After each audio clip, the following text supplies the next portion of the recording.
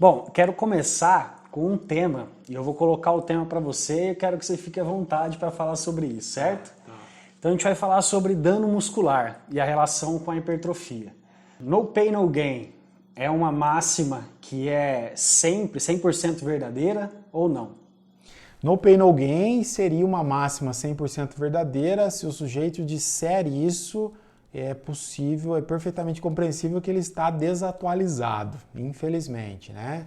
E a gente sabe que uma grande parte aí dos profissionais ainda continua pensando em no pain, no gain, né? Mas ele está desatualizado. Por quê? Porque não necessariamente sem dor, sem ganho, né? Hoje a literatura mostra para nós que não existe essa relação de causalidade entre gerar dano muscular e obter como resultado desse dano muscular a hipertrofia muscular, né? Algumas vezes, Renan, eu vou dar aula em cursos de pós e eu falo isso assim, desse jeito que eu estou falando, e nossa, alguns alunos falam: ô louco, professor, como assim, né? Eu ouvi isso há tanto tempo, isso foi falado para nós há tanto tempo, eu acreditei nisso em tanto tempo. E eu costumo sempre tranquilizar, dizer não existe problema, né?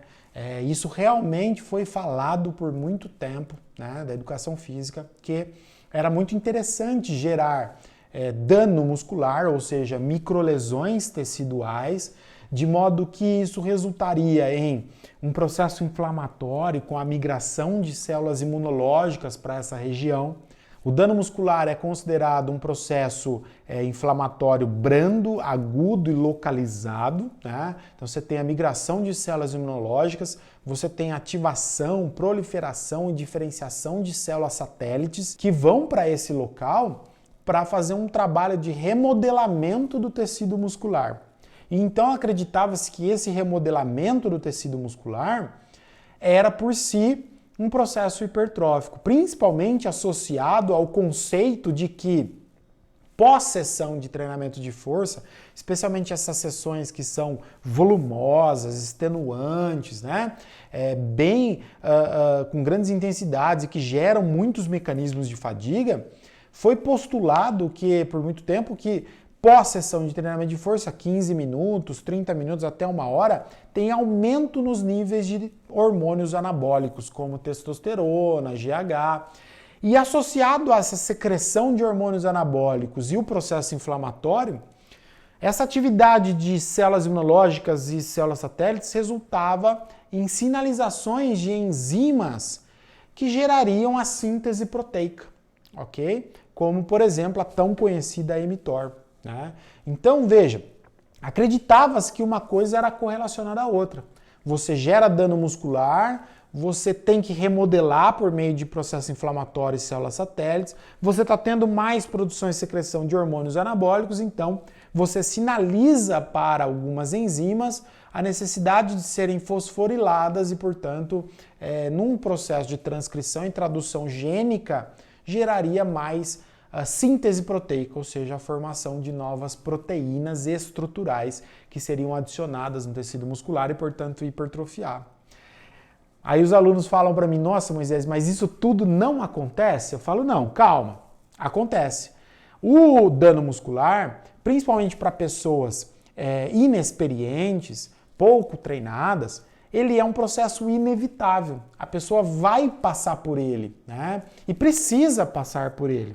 Isso é bastante importante, né? Quando a gente começa a falar sobre isso, as pessoas imaginam: então o dano muscular não pode estar junto mais do treinamento. Não, o dano vai estar. Não estou aqui falando que você não deve gerar dano muscular, ou se o aluno apresentar sintomas, né, como diminuição na amplitude de movimento, diminuição nos níveis de força pós-sessão, dor muscular de início tardio, ou até se fizer um exame, né, bioquímico, verificar maiores concentrações de creatina quinase, de CK ou de mioglobina, que isso não pode acontecer. Eu não estou dizendo isso aqui, eu estou dizendo que, pelo contrário, isso é um processo que vai acontecer, tá? Tem que acontecer.